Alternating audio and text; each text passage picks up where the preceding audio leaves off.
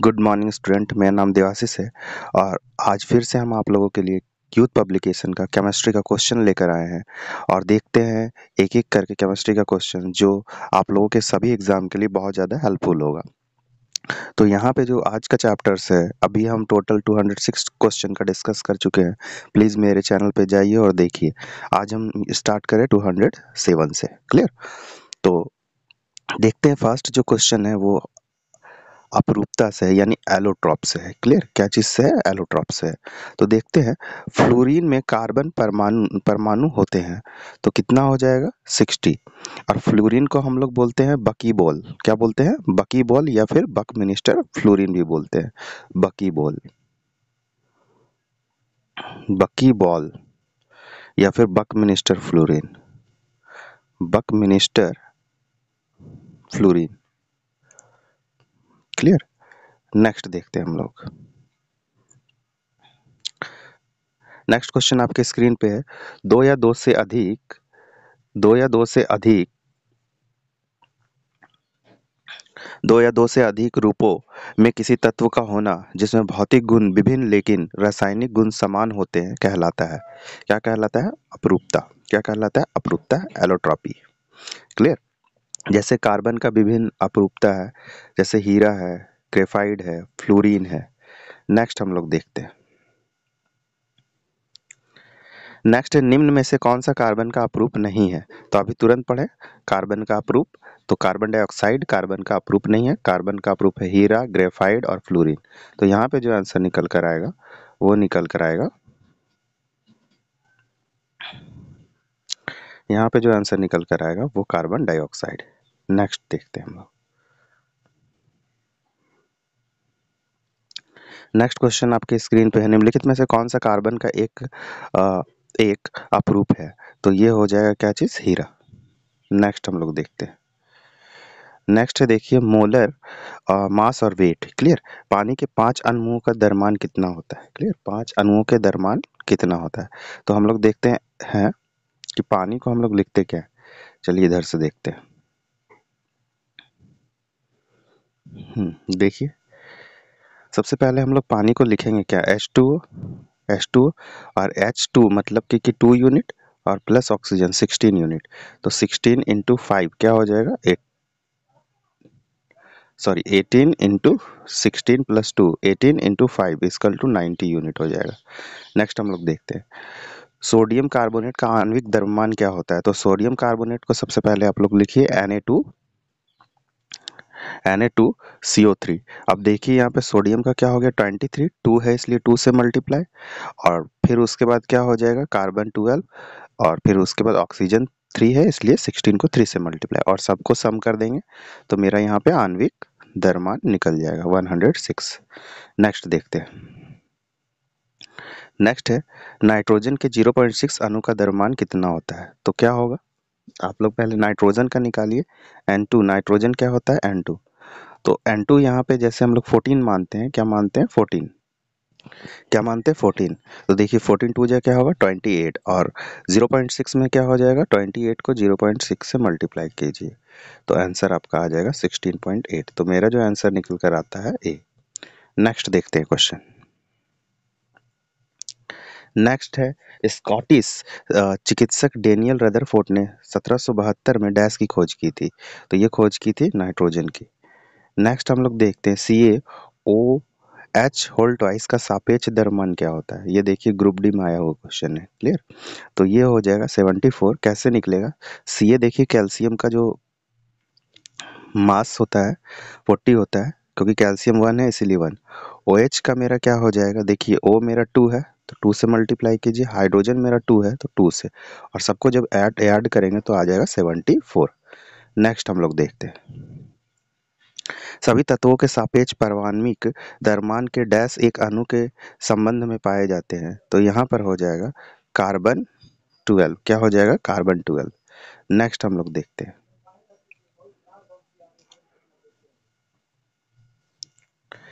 Next question है nitrogen का आणविक द्रव्यमान 14 है नाइट्रोजन का आणविक द्रव्यमान 14 है और हाइड्रोजन का 1, अमोनिया का आणविक द्रव्यमान कितना होगा? देखिए NH3 इस बार आप लोगों को बहुत कुछ हेल्प किया गया। तो N मेरा 14 और H3 मतलब हो जाएगा 17। तो मेरा जो आंसर निकल कर आएगा बी। नेक्स्ट हम लोग देखते हैं, किसी तत्व का परमाणु भार ज्ञात करने के लिए निम्नलिखित में से किसके साथ उस तत्व के परमाणु भार की तुलना की जाती है? तो ये हो जाएगा सी, हाइड्रोजन। नेक्स्ट हम लोग देखते हैं, सल्फर डाइऑक्साइड का सापेक्षित आणविक द्रव्यमान क्या होगा? फिर से देखिए, सल्फर कितना होता है? 16 का डबल कर दीजिए, ये मास नंबर हो जाएगा, यानी कि 32 प्लस O2 यानी कि 16 टू जा 32 और दोनों को सम करेंगे तो 64 म्यू आ जाएगा। तो आंसर मेरा आएगा सी। नेक्स्ट हम लोग देखते हैं, फिर से देखिए कितना इजी क्वेश्चन आ रहा है। पानी का सापेक्ष आणविक द्रव्यमान की गणना करें तो इसका हो जाएगा H2O। क्या हो जाएगा? H2O। तो H मेरा कितना है? 2 और O मेरा कितना है? 16। तो कितना हो जाएगा? 18। तो आंसर जो निकल कर आएगा बी। नेक्स्ट हम लोग देखते हैं, CO2 का सापेक्ष द्रव्यमान कितना होगा, यानी मास कितना होगा? तो यहाँ पे देखिए C मेरा 12 है और ऑक्सीजन 16, दोनों को ऐड कर लिए 6, 28। तो आंसर हो जाएगा 28। नेक्स्ट हम लोग देखते हैं,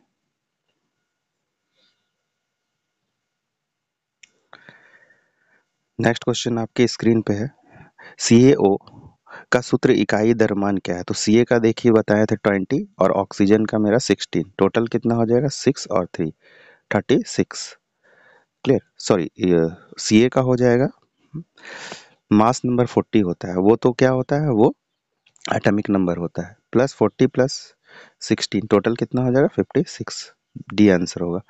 नेक्स्ट हम लोग देखते हैं, ओजोन का आणविक कितना होता है? तो देखिए ओजोन को हम लोग O3 लिखते हैं, O मेरा 16 इंटू 3 इक्वल टू हो जाएगा 48। 48 मेरा बी।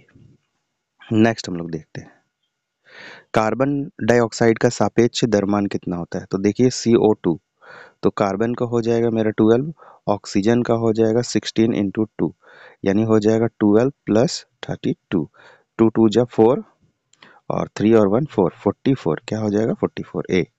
नेक्स्ट हम लोग देखते हैं, फिर से वही क्वेश्चन है, CO2 के सापेक्ष आणविक गणना करें तो इसका हो जाएगा 44। नेक्स्ट हम लोग देखते हैं, डैश H2SO4 का आणविक द्रव्यमान है। तो देखिए ये बहुत आसानी से निकाल सकते हैं हम लोग, ये देखिए H मेरा कितना है? 2, 2 लिख लेते हैं, सल्फर मेरा कितना है? 1, तो 32, ऑक्सीजन मेरा कितना है? 4, तो 4 इंटू कितना हो जाएगा? 16। तो यहाँ पे ऐड कर लेते हैं, तो 34 प्लस 64 तो कितना हो जाएगा? 8 और 9 98। तो आंसर निकल कर आ जाएगा डी। आगे चलते हैं हम लोग, नेक्स्ट क्वेश्चन है, CO के सूत्र का द्रव्यमान कितना है? तो यहाँ पे हो जाएगा Ca मेरा कितना होता है? 40 और O कितना है? 16, तो दोनों मिला देंगे तो 56, तो 56 ग्राम का होगा या 56 म्यू का, सॉरी म्यू होता है। नेक्स्ट हम लोग आगे चलते हैं, देखिए CaCl2 का सूत्र का द्रव्यमान कितना होगा? तो देखिए कैल्शियम का हो जाएगा 40 और क्लोरीन का हो जाएगा 34 या 35, सॉरी 35 इंटू 2। क्लियर, तो 40 प्लस 70 क्या हो जाएगा? 110। क्लियर, 110 जो कि ये बी अप्रॉक्स है। क्लियर, नेक्स्ट हम लोग आगे देखते हैं, NaCl का सूत्र का द्रव्यमान क्या होगा? तो Na का मेरा कितना होता है? सोडियम का 23 और Cl का होता है मेरा 35, तो 8 और 58 कितना हो जाएगा? 58। तो देखिए ये नियरेस्ट है, ये हम लोग लगा सकते हैं क्योंकि जो क्लोरीन का द्रव्यमान है वो 35.5 होता है। क्लियर, हम लोग 35 लेते हैं अप्रॉक्स में। आगे चलते हैं, एक परमाणु के द्रव्यमान की इकाई किसके बराबर होता है? तो ये हो जाएगा 1.6 इंटू 10⁻⁷ kg। नेक्स्ट देखते हैं, अब चलते हैं हम लोग एटॉमिक स्ट्रक्चर। तो फर्स्ट क्वेश्चन आपके स्क्रीन पे है, सामान्यतः परमाणु के नाभिक में डैश होते हैं, तो ये हो जाएगा प्रोटॉन और न्यूट्रॉन। क्लियर, आगे चलते हैं,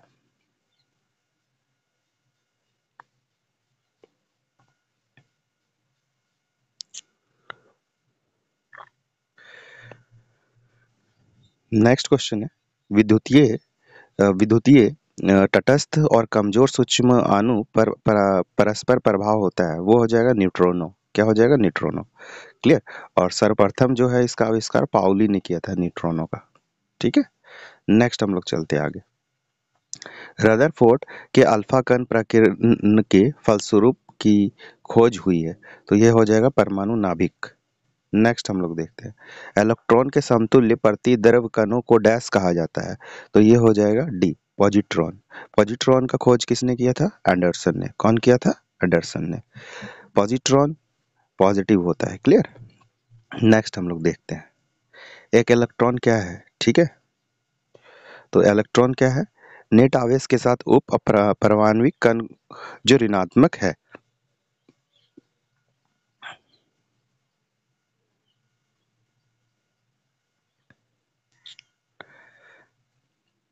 नेक्स्ट है जेम्स चैडविक ने किस उप परमाणवीय कण की खोज की है?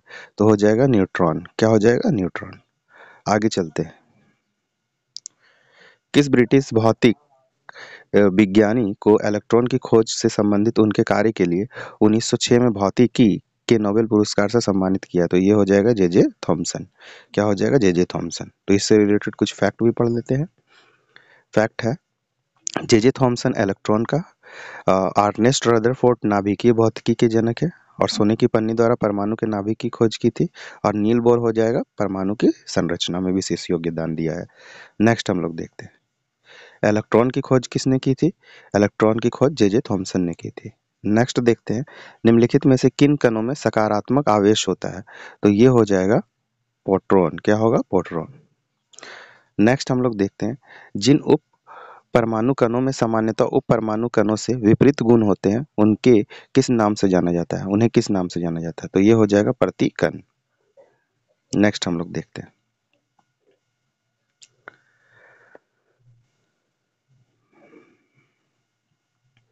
नेक्स्ट क्वेश्चन है एक इलेक्ट्रॉन के ऋणात्मक आवेश होता है तो क्या हो जाएगा? 1.6 इंटू 10⁻⁻19।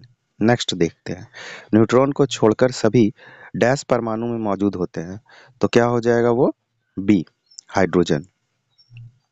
क्योंकि देखिएगा यहाँ पे हाइड्रोजन का 1 और 1 हो जाएगा, तो यहाँ पे जब हम लोग निकालेंगे तो ध्यान दीजिएगा क्या हो जाएगा? 1 - 1 = 0। इसमें न्यूट्रॉन नहीं होगा। आगे चलते हैं न्यूट्रॉन के अलावा सभी परमाणु के नाभिक में मौजूद होते हैं, तो क्या हो जाएगा? ये सी। आगे चलते हैं कौन सा परमाणु का उप परमाणु कण नहीं है? तो ये हो जाएगा जिनॉन। जिनॉन का उप परमाणु कण नहीं है और ये वर्ग 18 से पाया जाता है। नेक्स्ट है प्रोटॉन में डैश धनात्मक आवेश होता है। प्रोटॉन में डैश धनात्मक आवेश होता है, तो ये हो जाएगा 1.6 इंटू 10⁻⁻19। क्लियर। और प्रोटॉन का खोज कौन किया था? गोल्डस्टीन ने। कौन खोज किया था? गोल्डस्टीन ने। ठीक है, और रदरफोर्ड इसका नाम दिया था। नेक्स्ट हम लोग देखते हैं परमाणु मॉडल। कैथोड किरण कैथोड किरण प्रयोग पहली बार किसके द्वारा किया गया था? तो ये हो जाएगा जे थॉमसन। नेक्स्ट हम लोग देखते हैं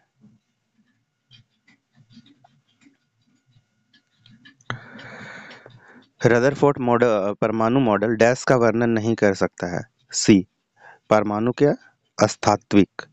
नेक्स्ट हम लोग देखते हैं रदरफोर्ड परमाणु मॉडल में अल्फा कण डैश पर प्रक्षेपित होता है, तो ये हो जाएगा स्वर्ण गोल्ड पे। क्लियर। वो गोल्ड से ही वो बताए थे परमाणु के नाभिक के बारे में बतलाए थे गोल्ड में ही देखकर।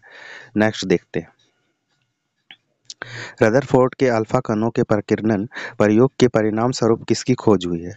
तो ये हो जाएगा परमाणु के नाभिक। नेक्स्ट हम लोग देखते हैं रदरफोर्ड में अल्फा कणों को एक पतली डैश में डाला गया है, तो क्या हो जाएगा? सोने की पन्नी। क्या हो जाएगा? सोने की पन्नी। उसी में वो देखे थे नाभिक को सबसे पहले, सोने की पन्नी। नेक्स्ट देखते हैं हम लोग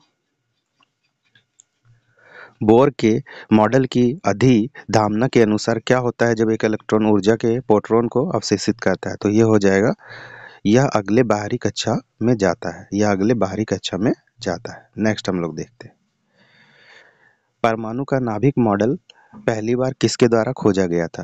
तो ये हो जाएगा नाभिक मॉडल, ये रदरफोर्ड। क्या होगा? रदरफोर्ड। नेक्स्ट हम लोग देखते हैं तो नेक्स्ट क्वेश्चन है नेक्स्ट क्वेश्चन है, इनमें से किसे नाभिकीय भौतिकी फिजिक्स का जनक कहा गया? तो ये हो जाएगा बी। क्या हो जाएगा? रदरफोर्ड। क्लियर। तो नेक्स्ट जो हम लोग आने वाला जो वीडियो है उसमें डिस्कस कर रहे होंगे एटॉमिक ऑर्बिट और एनर्जी लेवल के बारे में। क्लियर।